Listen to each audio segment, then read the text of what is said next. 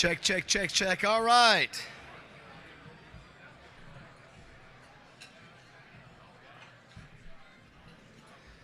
All right, we're going to go ahead and get things started here.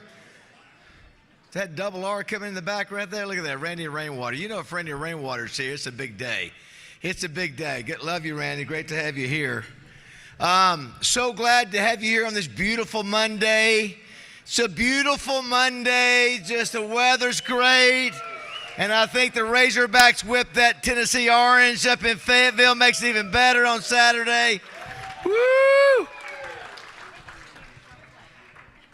Great to have everybody here. We're going to have a fun show. Coach Dan Mullen is here. A lot of experience, Dan Mullen, against the Razorbacks over the years, number one. Can't wait to hear what he's got to say about some of his past battles versus the Razorbacks as a head coach at Mississippi State and Florida, and offensive coordinator at Florida, too. He's also on ESPN. He's breaking down games. He knows what's happening in the SEC. So just like last week with Greg McElroy, did you enjoy Greg McElroy last week? Holy cow. You think about that, we've had Sam Pittman, Brett Favre, Ray Lewis, Eric Dickerson, Hunter Yurachek, Jimbo Fisher, Greg McElroy, and today Dan Mullen. So if you missed last week, and I think we got to turn down the overhead music. I'm not sure why. Is that Taylor Swift? I'm not sure. We got to turn that down. Does anybody have let's have nothing against Taylor. And see, it's amazing. Where's Roger at? Is Roger here? Roger knows on our show I'm the one that can hear the best. Roger sometimes struggles with hearing, and he goes, how do you hear that? And I don't know why. I was blessed with amazing hearing. But we want to make sure, and if we can turn that down. Does anybody else hear that?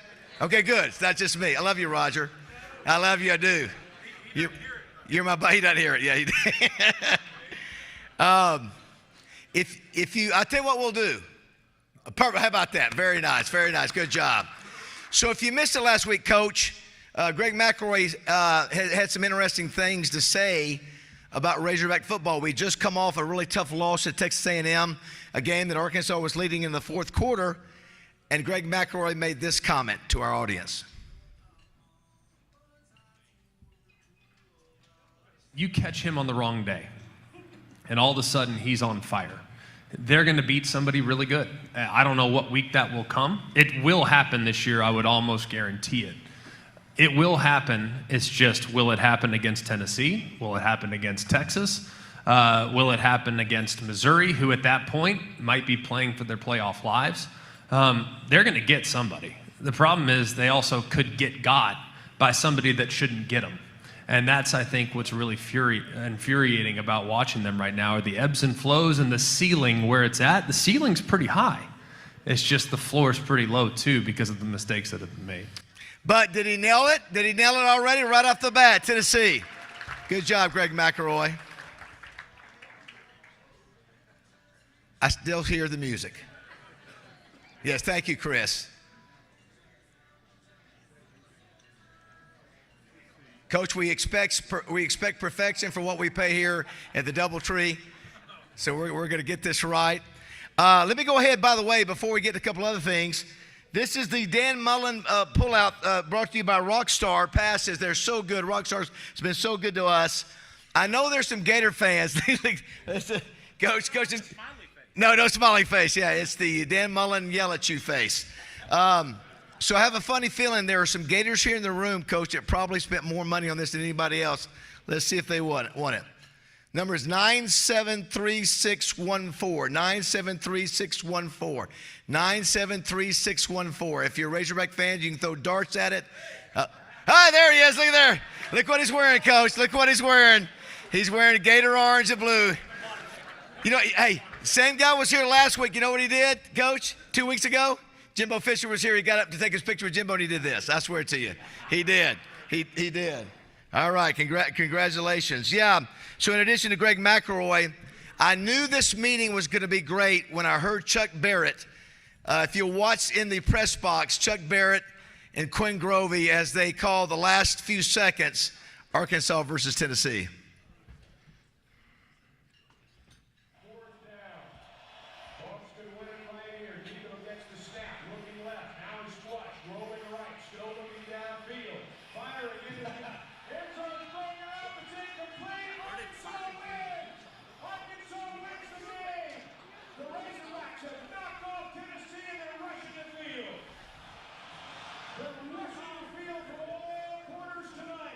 All corners tonight. How about that? Let's give a round of applause for that at the end.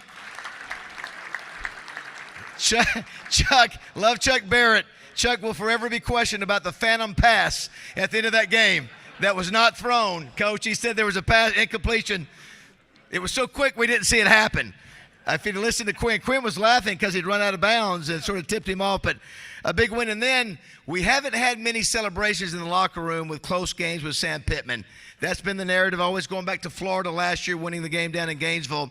I love to hear, listen to the players, how excited they were when he gives the phrase that he's so well known for, but listen to the unison of the Razorback football players on this. I've been here 5 years. That's the greatest win we've had this fall.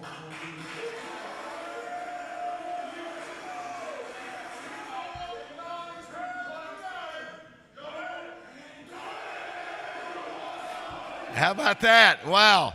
All 85 players said turn that damn jukebox on. So congratulations, Sam Pittman. That was a big win for Arkansas.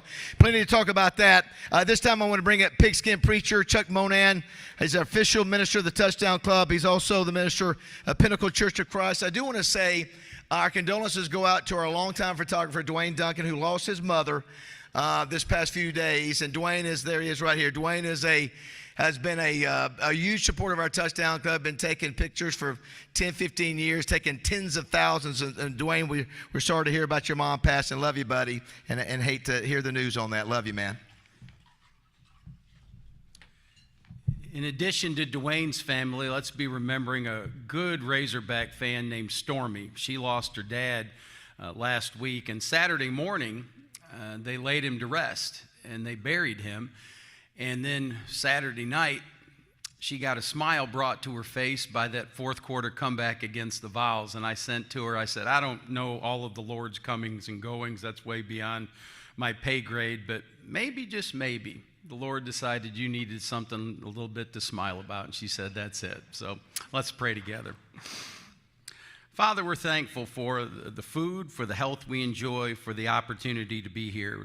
We're thankful that Coach could be with us to share his life experiences. We pray your blessings on him and his family. Father, be with Dwayne and his family and the loss they've sustained, and our friend Stormy and all the Razorback fans everywhere. Father, we're appreciative of every good gift that we know that comes from you, and help us always to be grateful and willing to share with others. In Jesus' name we pray. Amen. Thank you, Chuck. If you will, make sure you mute your phones. Coach Mullins was at, you were after it was the week of the Oklahoma-Tennessee game. You spoke to the Knoxville Touchdown Club, or was it after? Was it after? Right after the game. So far, it's so amazing that you're after the Arkansas win over Tennessee. So I'm not sure where you're speaking next week, but good. Yeah, they're going to be happy when you get there. If you could just tell, if you want to text everybody, they can watch on myarkansaspbs.org, lrtouchdown.com, YouTube, our Touchdown Club YouTube page, Facebook, Twitter. Coach, no other Touchdown Club in America makes our meeting more accessible to people all over the country. So you're nationwide today, even though you're here in Little Rock, plus being on 103.7 The Buzz. Do want to thank our sponsors real quick. Simmons Bank. We've got Sheena Elam up here at front, along with Cameron Fuller. Great to have you guys up here. I was telling Coach the story, amazing story about Simmons Bank. Don't forget, Rex, the Simmons Bank Championship presented by Stevens at Pleasant Valley Country Club, one of the biggest sporting events in this city's history. Be a part of it. Be a part of it. Go to SimmonsBankChampionship.com. And volunteer, buy sponsorship, buy tickets, whatever. But we're excited about that. We appreciate their sponsorship of the club. Stevens, of course, they're sponsoring that same golf tournament, Rex, but they also have the Jackson T. Stevens Cup at the Oklahoma City Golf and Country Club 2 days before. So the Golf Channel will be all up and down from Monday through Sunday. We'll be talking about Arkansas-related golf, and which I think is great. So we appreciate Stevens and their support of everything sports-related in Arkansas. Oaklawn, Hot Springs. I know we have Zach Gillum here along with Brad Hall. By the way, 5-1 on my college picks this weekend. Thank you very much. 3-0 on my NFL picks going into tonight. Got to hope that Pat Mahomes wins. But if you haven't downloaded the Oaklawn Sports app, do it. You can choose to go with me or go against me. Right now, I'm hot. I'm just telling you, I'm hot. That can always change, but thanks to Oakland Hot Springs and their support. Wright, Lindsay, and Jennings. I see Judy Henry out here. 124 years of experience, law work, 79 attorneys, 55 areas of legal service. They also are the sponsor of our Cliff Harris Award. I don't know if you guys saw it, Judy, last night. The Pittsburgh-Dallas game. Cliff Harris was all over all the old films, and really, we couldn't do the Cliff Harris Award without Wright, Lindsay, and Jennings. We appreciate you guys so much. Crane Automotive, the largest dealer group in Arkansas, 20 dealerships, 1,000 employees here. They're looking to sell 24,000 cars this year. We appreciate Christian Crane, Chris Crane, and all the folks at Crane Automotive. Sissy's Log Cabin, 54 years in the business. Bill and Sherry Jones, Jim Englehorn, locations in Pine Bluff, Little Rock, West Little Rock, Jonesboro, Memphis, and Conway. Doublebees, owner Steve Lytle and GM Ed Light. Gas it, grab it, and go. We love Doublebees. I know Double R does as well. Summerwood Sports, we got the Hendricks family, David and Doug, a most amazing sports complex in the South. Birthday parties, training sessions, call them and see what the magic is all about out there at Summerwood Sports. Roller Funeral Homes, thanks Renata Jenkins-Byler for your support of the Touchdown Club all these years. We couldn't do it without you. Advantage Service Company, Kevin Brooks, Rex, I'm out there doing my live report on Channel 7, and Kevin comes jogging by Saturday. Maybe that was a good luck charm, I don't know. But, Kevin, thank you for your support of the Touchdown Club. One call does it all for Advantage Service Company. Arkansas Democrat Gazette, Wally Hall and Amanda Copley. This is a great headline. Partying like it's 1999. Very nice. That's a playoff the last time the Razorbacks beat a top 5. We've got a great All Arkansas Preps Player of the Week we'll introduce here in just a second. We appreciate their support. I also want to thank Hatcher Agency. Did I see Greg Hatcher? Greg Hatcher is actually here today. Greg, great to have you. Does so much behind the scenes for our Touchdown Club. Twin City Limo, which he owns with Popeye, and he helps, get our guests here. And Coach, when you got picked up in first class, that's the way we do it here at the Touchdown Club. But Greg, thank you so much for your support. I also want to thank Simmons Bank Arena. You know what the big announcement was last week, right? Did you hear? The big announcement, I said it was coming. It's Rascal Flatts. So if you're a Rascal Flatts fan, the tickets are on sale now for their show March 29th. If Rascal Flatts is not your speed, Disney on Ice. Mickey's Search Party. RJ will be there. If you got kids, you know about that. That's coming up March 23rd. We appreciate it. And what's so disappointing, Michael Marion, Coach, is a huge Mississippi State fan and supporter. He's the only guy we have in here that brings a cowbell to the meetings. And I hate that he's not here. He's in Nashville today, but thanks to Simmons Bank Arena. Pulaski County Farm Bureau, Ty Dennis, Stephen Reichard, we appreciate you guys. Thanks so much. Give them a chance to quote your business, insurance business. They will deliver. War Memorial Stadium, 76 years, Rex, since 1948. Go out there and take advantage of what they offer to you besides just great high school football and state championships. Arkansas Urology, who's sponsoring our live broadcast today. Jeff Thomas is here. He's a provider at Arkansas Urology in North Little Rock. Chris Chenop told me they have a record number this past year, record number of guys that got tested in September, National Prostate Cancer Awareness Month. So good job, guys, that you did that. Still go get checked if you haven't gotten checked. They will take care of it. It'll save your life. 103.7 The Buzz, Rex, our CEO is a Tennessee fan. She didn't show up for work today, so we did a welfare check on her today just to make sure she was okay. Terry Mahan. Sorry, Terry. Not sorry.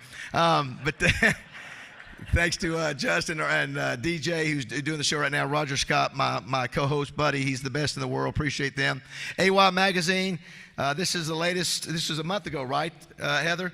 This is a story on George Macris, the president of Simmons Bank. Appreciate all the great work you guys are doing at AY Magazine and AMP Magazine. We appreciate that so much. The DoubleTree Hotel. Lakia, last year I mentioned Angel. It was actually Nita back in the back of the room. All three of them do a great job for the DoubleTree. We couldn't do it without them. JF Media Marketing, Alicia Flynn, thank you so much. We've got the best social media in America. I mean, every week we're getting noticed all across America. So, Coach, you're going to say something that will trend today nationally. I don't know what it is, but something you're going to say. Something controversial, yes. Last but not least, Arkansas PBS, Courtney Pleasure, Anita, Brian, Kevin, all you guys in the back, thank you. The Three Musketeers make this thing work every week. Y'all are the best. Couldn't we do it without you? Give them a round of applause. All of our great sponsors. Best sponsors in America, Rex. Nobody does it better than our sponsors.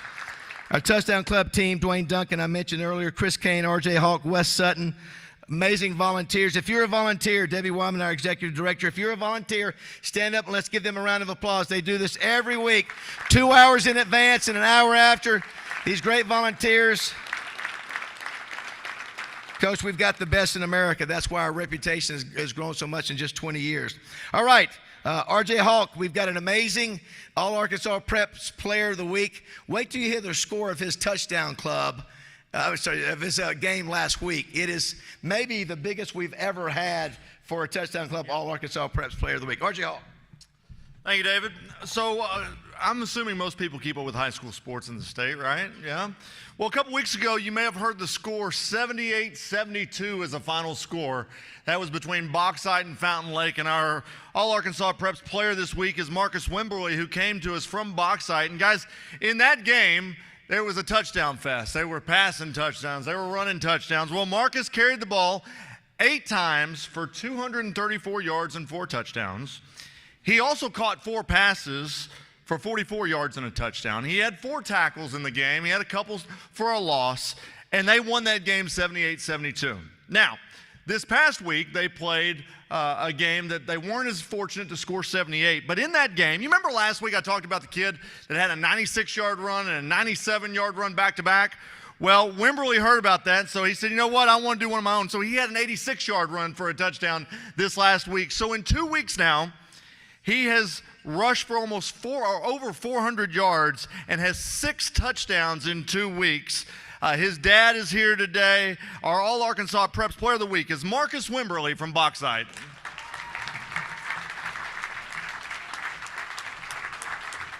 job. Here, step over here.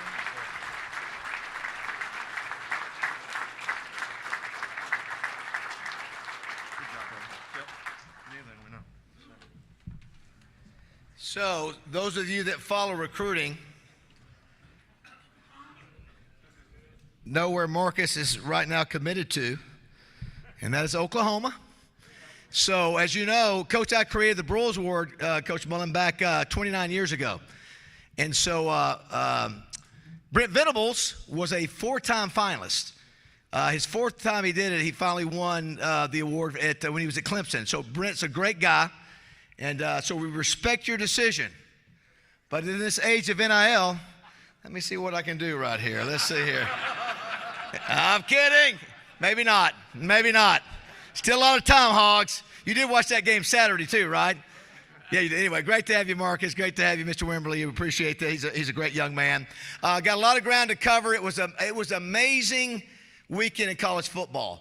I love the pro football, that's fine, but college football, nothing beats it. And it was a magical weekend, including the Razorbacks, and nobody can recap it better than this guy to our right. Give it up for Rex Nelson, everybody. Thanks, David. Boy, you know, in 20 years of doing this, because we now have a rich history in this club, Coach, there aren't many times that you say, this is a first. This is a first for this club. But obviously, beating a top 5 team at home for the first time since 1999, first time on a Monday I've gotten to stand up here and do this. How about that? We weren't around in 1999 as a club. First win at home against the top 5 since 99. What a night. And it was made even better by the fact that it was an ABC primetime game. Fayetteville, Arkansas outdrew the New York Yankees in Yankee Stadium, for instance, in the playoffs. If you go back and look at the ratings, the A team, Chris Fowler, Kirk Herbstreit, Kirk's dog, you know, they were all there. I mean, it was prime time if you've ever heard it. Kirk, by the way, is probably the first person ever to broadcast in Berkeley and Fayetteville on the same day. Can you imagine 2 cultures more different than that, in Berkeley and Fayetteville? So Sam Pittman, bless him, now wins a 1-score game. That makes him 7-16 in 1-score games, but got a big one. And it wasn't a fluke. Arkansas, of course, outgained Tennessee 434 to 332.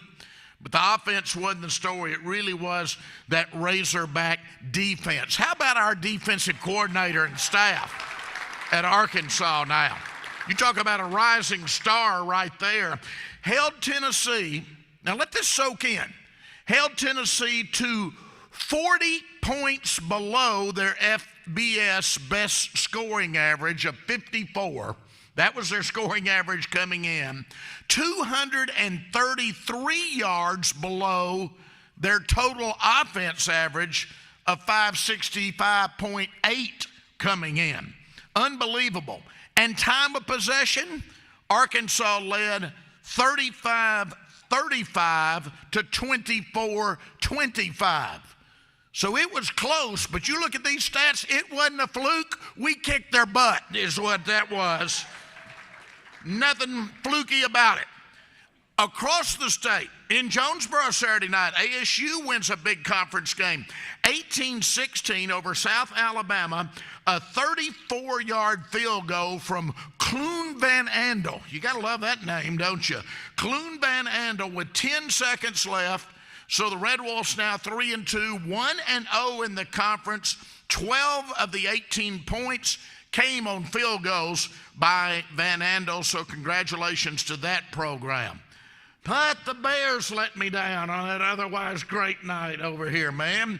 UCA, of course, came in ranked number 5 and number 7 in the 2 FCS polls.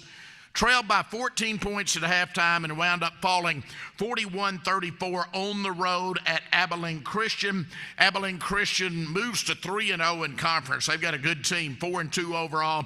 Bears are 4-2 overall now, 1-1 in conference. UAPB falls to 1-4, 0-1 in the SWAC, a 38-28 loss at Alcorn State, which is 2-0 in the SWAC now. UAPB led 14-0 in the first quarter of that game, but couldn't keep it going. By the way, nationally televised game from Pine Bluff on Friday night. The SWAC has a deal for Friday night SWAC football with ESPN2, so nationally televised game on ESPN2 out of Pine Bluff on a Friday night. Now to Division II, where we continue as a state to play very good football.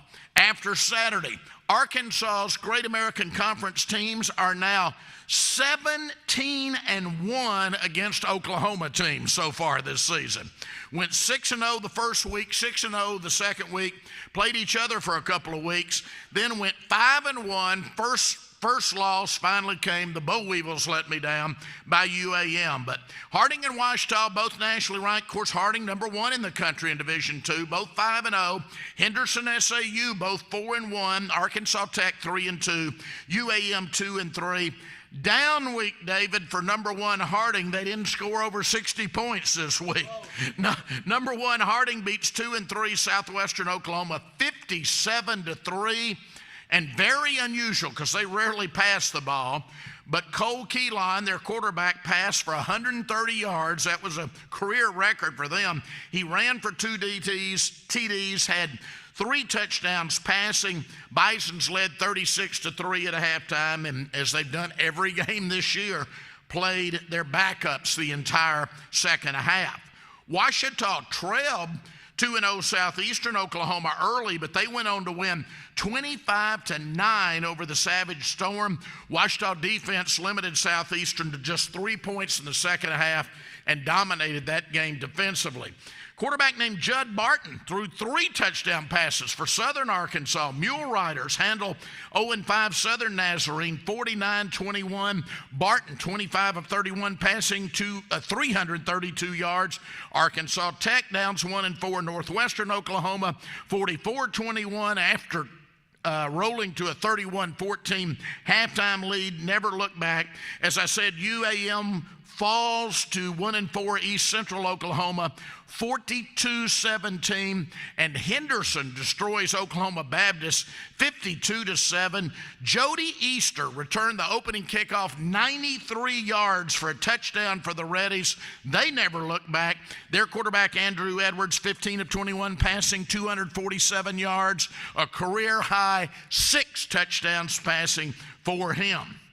Among our Division III and NAI teams, Hendricks is now 3-2 overall, 1-1 in conference following a 34-29 loss to Rhodes from Memphis. Lyon College 1-4 0-3 in conference following a 35-14 loss to Centenary from Shreveport. Arkansas Baptist 1-4, 0-3 in conference after a loss to Texas Wesleyan. Now back to the SEC. How much fun, if you weren't an Alabama fan, was Vanderbilt 40, Alabama 35. The Commodores beat a number one team for the first time. Vanderbilt, get this, was 0-60 against AP top 5 teams. Hadn't beaten Bama in the past 23 games. That dates back 40 years. But I don't know if you were watching on your phone like I was. Even better was the evening after the game. All the Nashville television stations sent up their helicopters and watched those goalposts go down Broadway. So you start out on the Vanderbilt campus, and you've got all these egghead students, you know. Then you get downtown, and most of us are familiar with Nashville here in Little Rock. Of course, the bachelorette party of capital of the world, bachelorette party capital of the world. So you got drunk bachelorettes saying, this looks like fun. Then you got good old boy drunks like wandering out of Jason Aldean's club and saying, man, this looks like fun. And they all mix together and they go down to the Cumberland River and dump the goalposts in the river. Now that's college football, fans. That was just a great scene. Gotta love college football. Aggies of Texas A&M 41-10 over Missouri. Aggies looking awfully good, and God, Arkansas was so close to winning against them. They're 5-1 now, 3-0 in the SEC under first-year head coach Mike Elko. A&M was up 24-0 at halftime. Missouri falls to 4-1 and 1-1. Georgia takes care of Auburn, 31-13, bouncing back from that Alabama loss. So Georgia 4-1, 2-1 in the SEC. Auburn, boy, there's some rumblings there. 2-4 overall, 0-3 in the SEC.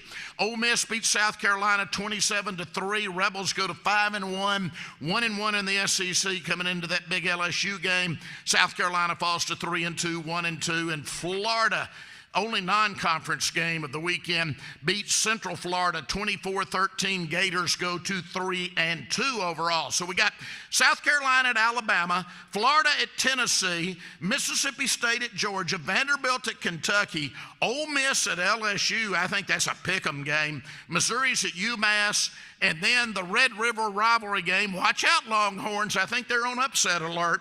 OU Texas at the Cotton Bowl in Dallas. Now, Razorbacks are open. Great chance for a lot of you to see one of our other teams because we've got a lot going on. I mentioned UAPB's home on Friday night. Then on Saturday, we have West Georgia at UCA, Northwestern Oklahoma at Harding, East Central Oklahoma at Ouachita, Southwestern Oklahoma at Arkansas Tech, Southeastern Oklahoma at UAM, Berry College at Hendrix, Austin College at Line. You know what that is? That's 2 games in Conway and games in Pine Bluff, Searcy, Arkadelphia, Russellville, and Monticello, and Batesville. No excuses. Get out and see a college football game on Saturday. Thanks, everybody.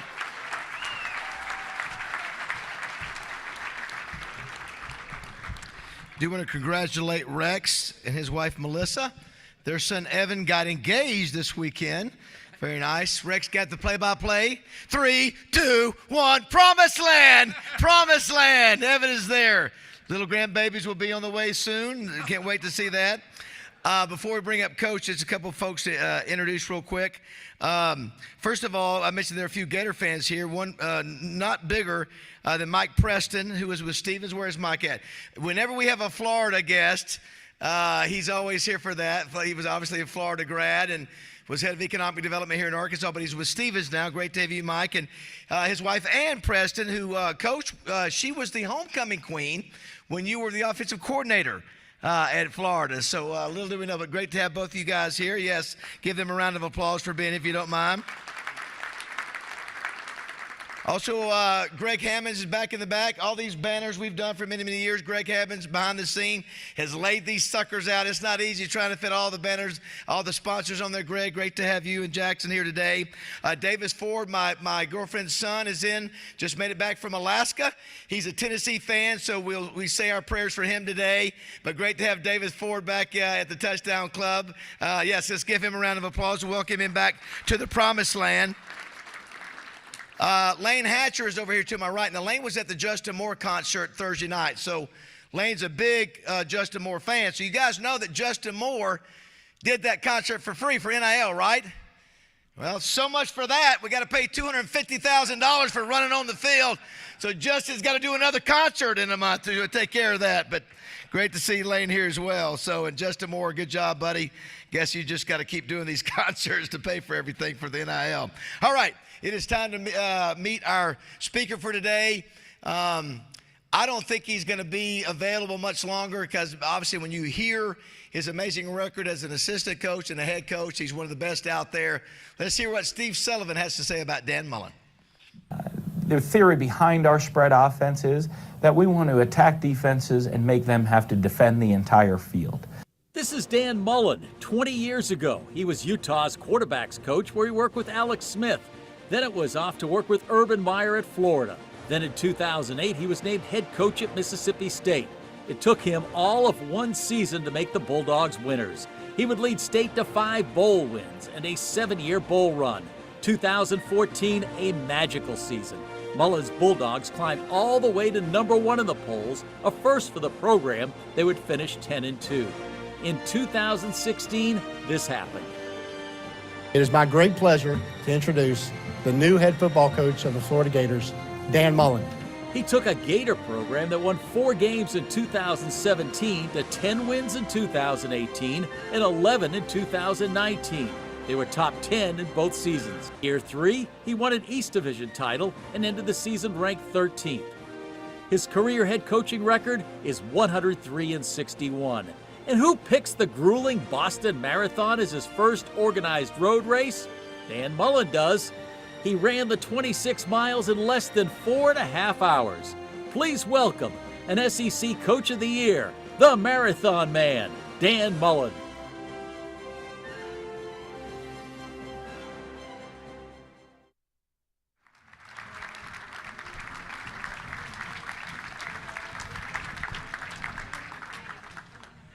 Well, Coach, welcome back to Arkansas. You've been here a few times in the past. I have. I'm fortunate enough. I've coached here in Little Rock. We had Mississippi State the first couple of years. We played the game here in Little Rock. For those that don't know, I was asking him before the meeting, being a broadcaster is busier than some people think. He's doing analyst work on Thursday night college games, and you're doing weekend in-studio work. In studio, yeah. So I head out. We have the Thursday night ESPN Game of the Week. This week it's Coastal Carolina at James Madison. James Madison, tough loss last week. They were kind of in the lead to get a playoff spot to come back. But I head up there on Wednesday.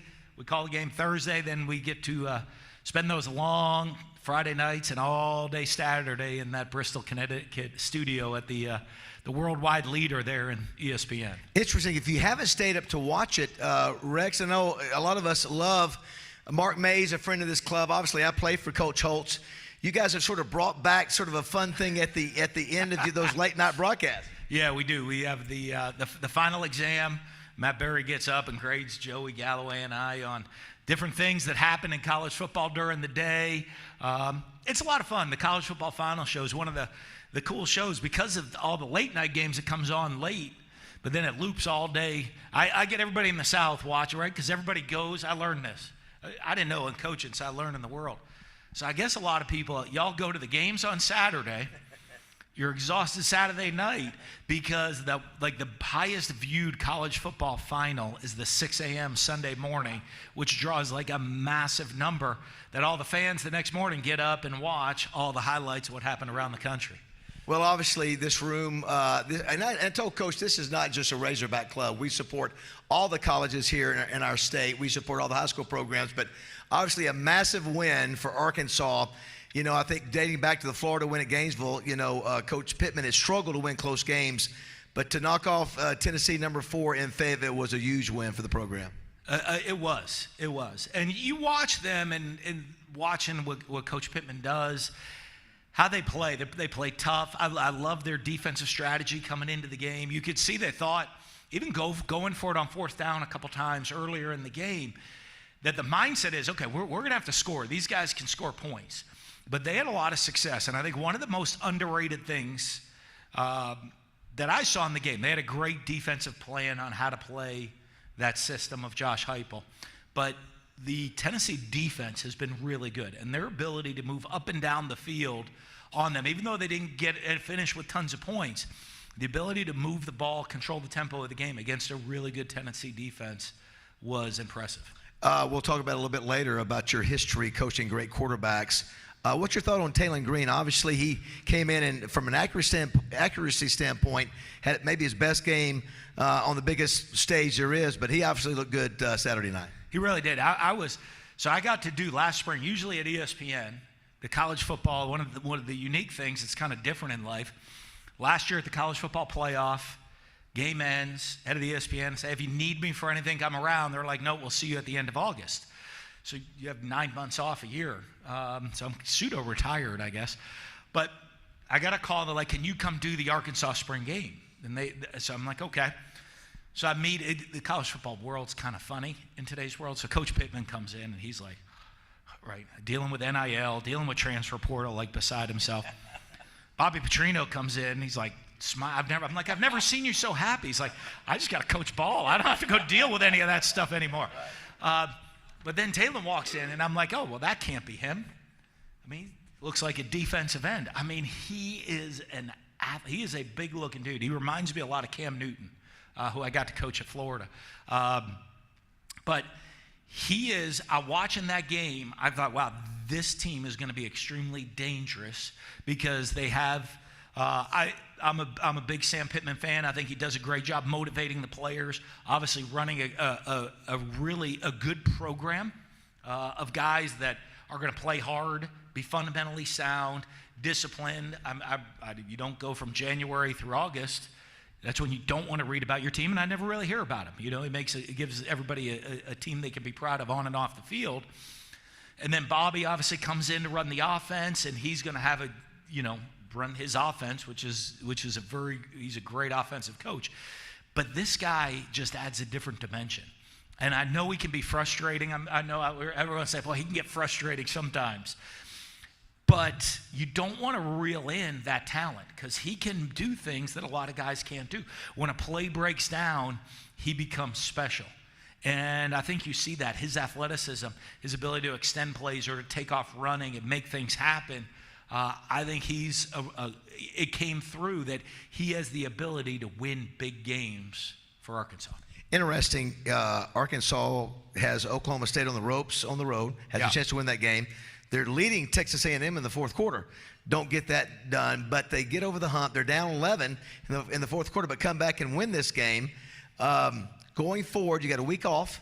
Got LSU coming off a game against Ole Miss. And then you've got some other tough games at home. What are your thoughts about maybe the future of the rest of the season for the Razorbacks? Yeah, I feel pretty good about it. You know, I mean, you can't have a bye week at a better time, right? Right now, you come off such a huge win. There's an emotional high. And people say, let's race back out there to go play.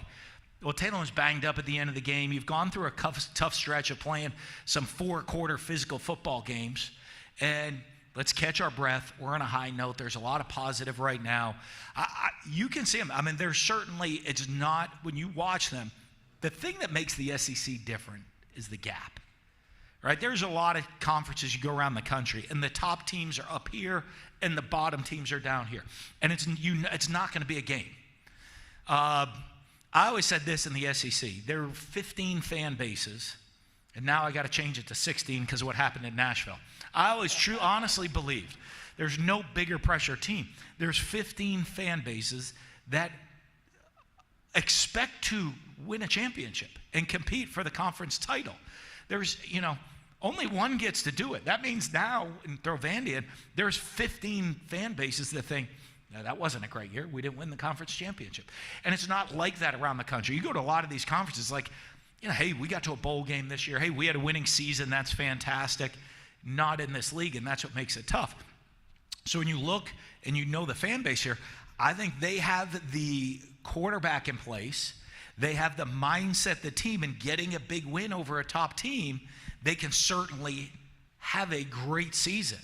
And they're never going to step on the field and not be able to play with anybody. Historic weekend as you had two unranked teams beat two top 5 SEC teams. You mentioned Vanderbilt, and that wasn't a fluke. Vanderbilt looked really impressive. Clark Lee's really done a good job there, and Alabama's feeling really good about themselves after beating Georgia. All of a sudden, boom, they get packed, slapped in the face by Vandy. Yeah, this league will do that to you. I always remember this every weekend. I always say to people that what makes the SEC sometimes different is you go get a game on Saturday and you're playing this, you're like, holy cow, this team's unbelievable. We prepare. Hey, we got this great win. And Sunday morning you come in and you turn the film on. You're like, how the hell is this team better than the last team we just played? There's just so much depth and talent within the league.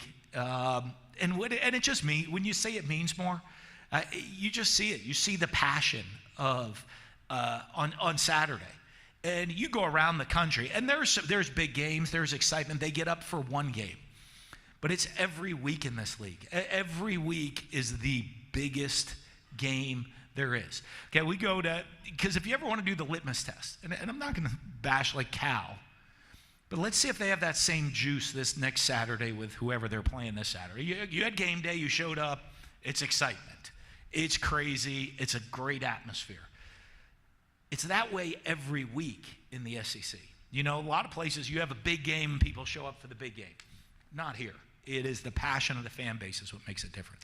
Of course, a really amazing coaching career for you. We'll just pick up. You were born in Pennsylvania, right? Is that right? I was born in Drexel Hill, Pennsylvania. We'll just pick up. I know you had a couple stops along the way, but I think you meet up with Urban Meyer at Notre Dame when Bob Davie was the coach there. Is that right? Bob was the coach, and I got hired on. I left Syracuse. Urban was the wide receiver coach, and I came in as an offensive grad assistant. And crazy how coaching works. You came in, and little did you know that you and Urban would end up having a pretty good run together. We did. We had a lot of fun. It was really interesting. Back then, in those days, everyone was in the I formation. We made a great trip down to John L. Smith was coaching at Louisville. We remember John L. Yeah. I mean, having a very successful career down at Louisville. Yes, he did. They were did. very innovative. Yeah. And we went down. We played Michigan State at Notre Dame. We're in the I formation. Everyone's in the I, handing the ball off the middle. And they're spreading the ball all over the field. And I remember we played Michigan State. We played Michigan State. They were in 32 safety or corner blitzes in the game. And he's like, oh. We're like, okay, so what do you like against that? He's like, we don't see those. So what do you mean? So, well, we're an empty. We spread the field out, and so they can't blitz those people. Now they can because defense have finally caught up.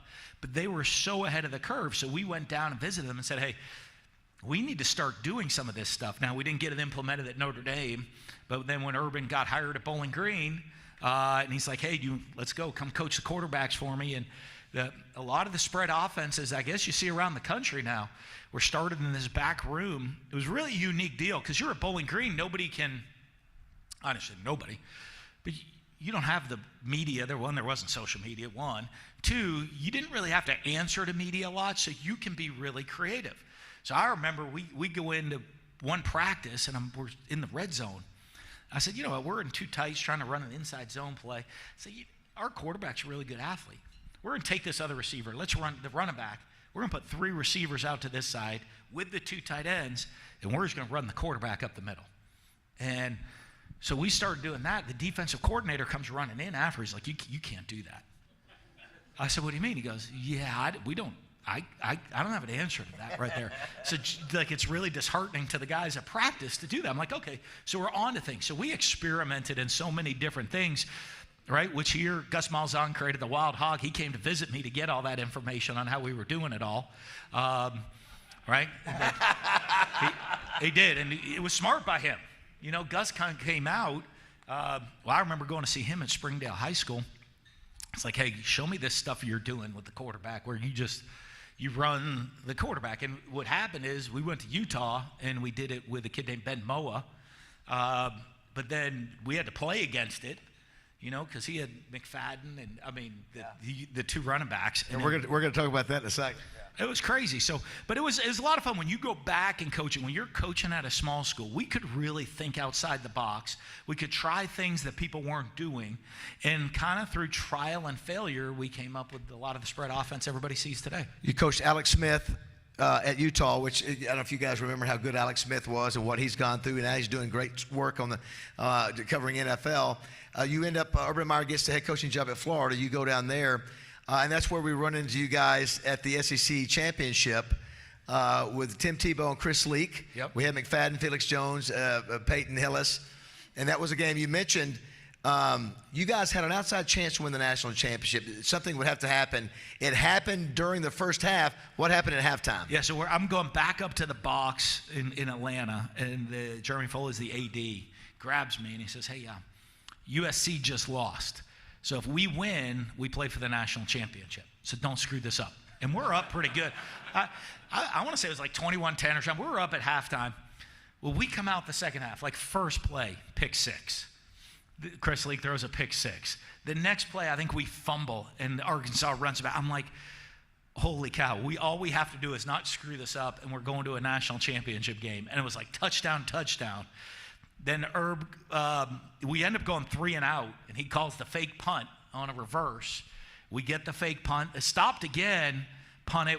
Wandy Pierre-Louis recovers a fumble in the end zone off the punt return, and we kind of rolled. I think we got back on top and rolled after that point. The fourth down call was the national championship call. I mean, that really was pretty gutsy on your own like 15 or 20-yard line. You flipped the field, and that was a difference. It never ended from there. Yeah, it was big. It was big. We had a really good. Those were both two really good football teams. No, so Anita, I think we've got a shot here of obviously the next coach. Obviously, you were there with Chris Leak, but you also had Tim Tebow, and so which is obviously a class act. We'll get him here at the Touchdown Club one of these days. But what was it like working with Tim and the kind of person he is and the kind of quarterback he was? He's awesome. If you haven't met him, it is all real. He is that good of a human being. Just one of the special people you'll ever meet in the world.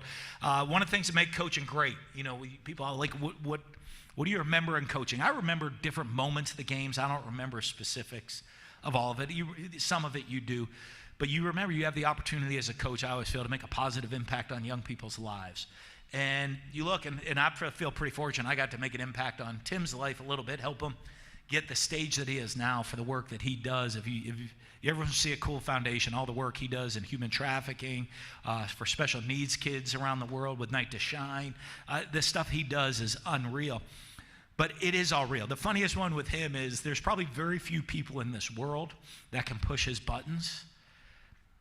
And I'm one of them. How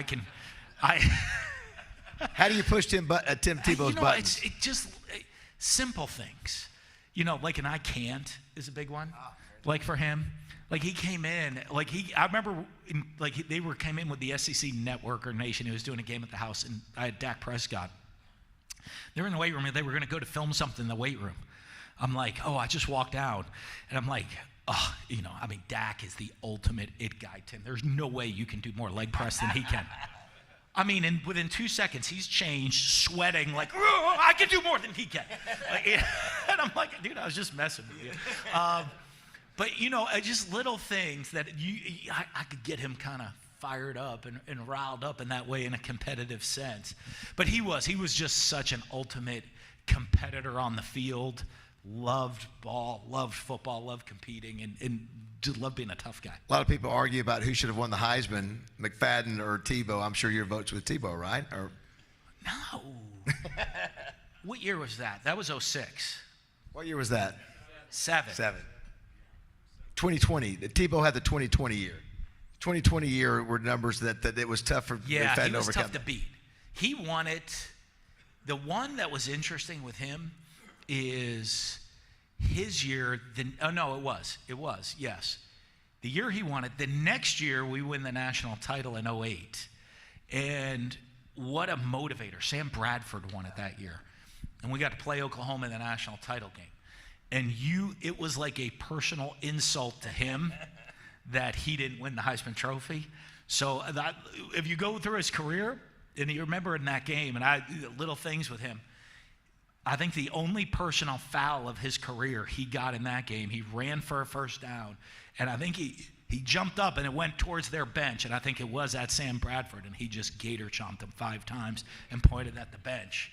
That it should have been his award, but we won the national title. Well, he's such a great guy.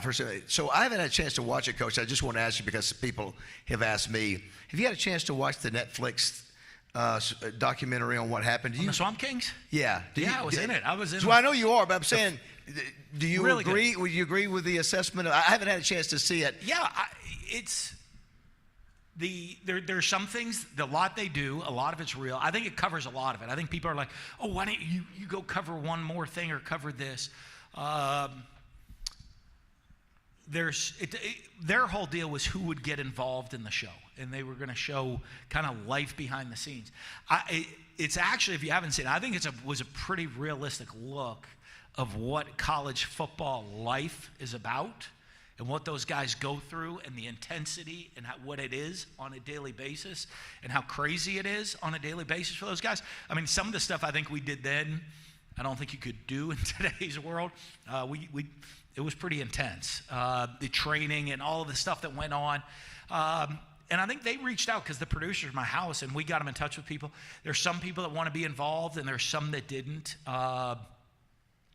A lot of people, Aaron Hernandez, I mean, there's so much on him. And a lot of people probably have a different feeling on him than what gets portrayed a lot publicly of knowing him personally. So I think a lot of people didn't want to, if they were going to do much on him, they would say, hey, we'll only do what he was like when he was at Florida hanging out with us. We're not going to get into what happened later in his life. You went on to become the head coach at Mississippi State. Hard to believe he spent 9 years in Mississippi State. I was looking. The Mississippi State years, 2009 and 2017, as a head coach at Mississippi State, you coached against Petrino, John L. Smith, Brett Bielema, and then you, as a Florida coach, ended up coaching against Pittman. But let's talk about those Mississippi State years. You took Mississippi State to a level that nobody had seen before. Pretty darn impressive. It was. We had a great time. And it was, you know what, we did it. We looked around the league, and you started saying, okay, how do we compete with all these different teams? And there was always great players in the state of Mississippi. And so one of our first things was we have to recruit all the kids from home. And one of the day I got the job, I went in and looked. And I said, hey, it's always an interesting thought.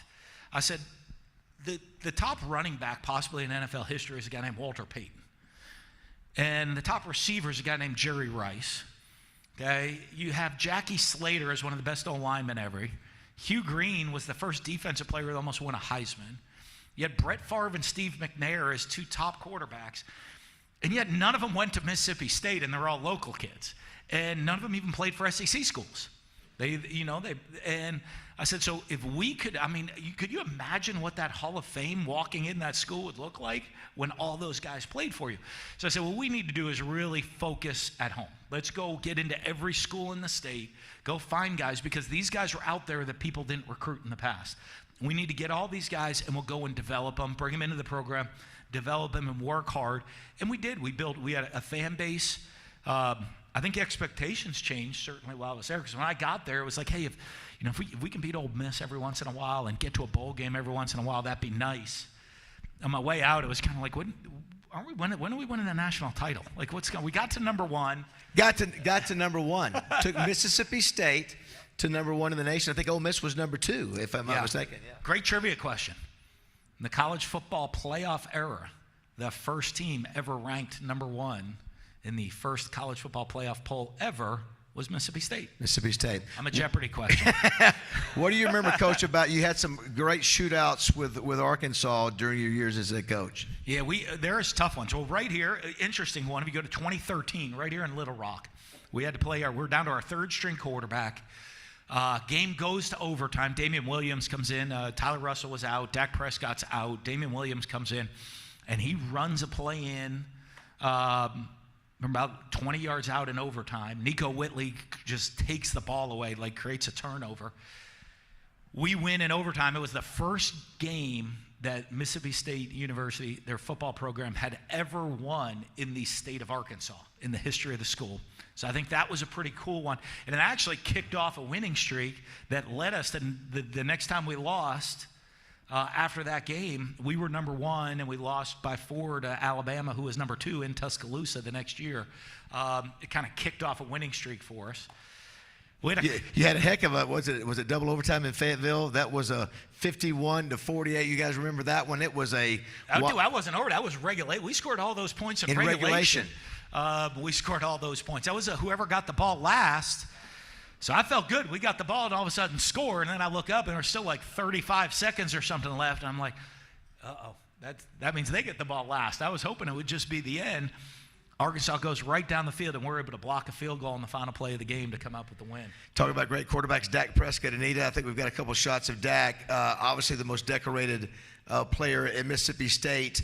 Goes on and now signs the wealthiest contract in the history of the NFL. Talk about Dak and what kind of guy he is. I mean, amazing. I did text him afterwards, and I said, next time we see dinner, it's definitely on you. But you know what? You talk about having kids live their dreams. I mean, he grew up in Louisiana, didn't come from much, and is like, hey, one day, you ask him when he was a kid, he always wanted to be quarterback for the Dallas Cowboys. And he gets to go do that now. And it's college football's funny. I got a funny story on Dak. So you look at his great career. So he redshirted his first year. He didn't play his second year. His third year, we're going to kind of utilize him with a kid named Tyler Russell, who's a quarterback. They're a little different style, so we had some packages for him to go in. Tyler ends up getting hurt. He ends up having a pretty good year his redshirt sophomore year. And then leads us to number 1, his junior year, comes back for a 5th year, and has an even better 5th year, just our team wasn't as good that year, so doesn't get the accolades. Goes on and gets drafted. And in today's world, with guys jumping from school to school to school to school sometimes, there was so much development that Dak got between his first year and 5th year, that by his 4th and 5th year, I mean, he's in doctorate level classes of football. He sits in every game plan meeting. He's there. He knows every intricate check in the offense. He knows how we evolve from one year to the next in the offense. He knows how to read every coverage, every defense we see. And it gave him that experience when he got to the Cowboys. Because I remember he called, he's a rookie with the Cowboys. Tony Romo gets hurt. And here he is. He's going to start a preseason game as a rookie, like just signed 4th-round draft pick of the Cowboys. So I called him. I said, are you nervous? He says, yeah. So you shouldn't be. He's like, why? Says, it's pretty simple. You can go out there today and throw 3 picks. They're going to sign somebody else, and you'll never play again the next day. But he went out there and lit it up, and he was able to do that because of the experience he had. I remember Jerry calling me, Jerry Jones. They called, and they said, hey, can he just carry us? Tell me about that. Is he just going to throw us on his back and carry us to a championship? I said, I don't know if anybody, maybe Patrick Mahomes. There's like maybe a couple of guys can just carry the team themselves to a championship. I said, he has the personality. He will lead you to one, though. He is the ultimate leader, ultimate it guy. And I'll say this, every day I've met him, from the first day to the last day he played for me, every day he got better. So if that's the case, his whole career, he's going to continue to get better and better. And maybe he will get to that point where he can carry you to a title one day. And he's starting to get that level. All right, NIL. Yeah. Thoughts? Obviously, you're out of coaching right now, but if you get back in coaching, thoughts on NIL and how to deal with that? Yeah, I think it's, the sad part about it, I think it's a great thing that the players are getting paid. Okay? And if you think of the NIL, the shame is the NCAA sometimes comes out with thoughts of good ideas or where they're at, but don't understand the daily application of how it's going to play out. I was on a committee with the NCAA, and they said NIL. I said, well, NIL is only, recruiting based. I said NIL is only recruiting based. They said, no, it'll have nothing to do with recruiting whatsoever. It's for, Tim Tebow. I mean, can you imagine what Tim Tebow's value would have been in college? Not the pay for him to go to a school, his legitimate commercial value. I think his time there, he was voted like the 4th most recognizable athlete in the world behind like Cristiano Ronaldo, like one of the top athletes in the world. And so it was designed for that, and it didn't turn out that way. But as a coach, you knew it was only going to be recruiting. You know, you combine it with transfer portal at that point. Transfer portal, again, a great idea. Instead of all the paperwork, a guy's not happy, coaches leave, he wants to move back home, wants to change schools. Well, I said, well, if you add transfer portal and NIL, this was back, I think, in probably 2016 with the NCAA, way before it happened. I said, you'll have recruiting free agency. That's all it is. And that's what it's become. You really wish somewhere along the way they'd figure out the right way to get it done. Because a lot of the message of college football, okay, it's become a big business in TV. I mean, college football has become a massive business. The players 100% should get their share. But we also can't lose the opportunity of guys to go get a degree, to build a foundation for the rest of their lives. Most football careers, most of them are ending right after college at 22. If you're really lucky, and you're a great, great, great player, you get a couple years in the NFL. So now you're 25.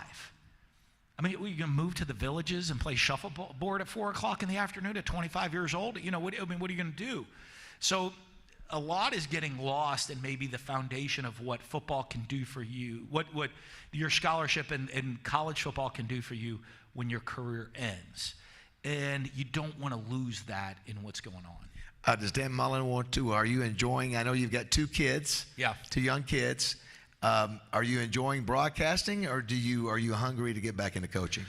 Well, there's things you always miss in coaching, right? There's things you miss, and there's some things you don't with it. And so I'll never say never that I won't go back to coaching. But the time will hit right for me. But it is coaching's TV life. I'm undefeated on TV, right? Even I go do my mulling it over segment and do predictions. And even if y'all watch it last night, you don't even remember what I said, but you said, whatever I said, it must have been right. Because you're on TV. And so, that part of it is really nice. But there's a lot of things you miss. And, if a situation comes up that's right for me and my family, I think the one thing that gets lost is the effect coaching has. It's not just an individual thing. I mean, it's something that consumes your life. I mean, it's 24/7, 365, but it's not just your life, it's your kid's life, it's your family's life. I remember after I got let go of Florida, my daughter were home for Christmas. She's like, wow, this is cool. I've heard that people go home, you wake up at home on Christmas Day. Because she spent every Christmas she remembered been spent in a hotel room. And, we're getting ready for bowl games or different games. So you see the effect it has on family, and it is an entire family decision to say, this situation at this time would be good for us. So, you never know. I mean, coaching seems easy. I think I've done okay coaching, but a school's got to want you. It's got to be the right fit at the right time, and we'll see if that ever plays out. Last thing, you mentioned you're from obviously born in Pennsylvania, but listen, you've been a Southern guy now for quite a while. Long time. You live outside of Atlanta. Would you prefer to stay in the South, or does it just where the opportunity? If you were to coach again, you love coaching in the South? Well, I'll put it this way. When we went to Mississippi State, my wife, who's a Pittsburgher, did say, well, we moved up north to Mississippi.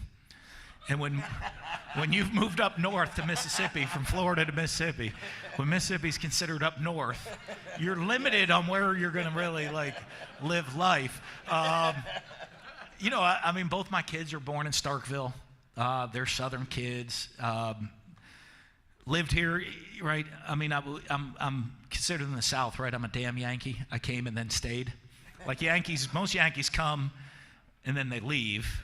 The damn Yankees come and stay. So I've come and stayed. But being here so long, you just get into Southern life, Southern culture. I love being in the South. I love being where football matters. There's nowhere in the country. I'll give you a funny one. So my wife and I, we went back on it was our 10th anniversary. Our 20th is coming up this summer. Went back to Greece where we went for a honeymoon. And I'm the head coach at Mississippi State. And when you're a head coach at an SEC school, basically you think there is nothing else in the world except SEC football. I'm sure there's a lot of people in this room that agree with that statement, right? I mean, it just is like, there's nothing more important than SEC football. And I was there in Greece, and one or two people maybe notice you. But I'm like, you know what? There's like thousands of people that could care less of what happens in the SEC on a Saturday.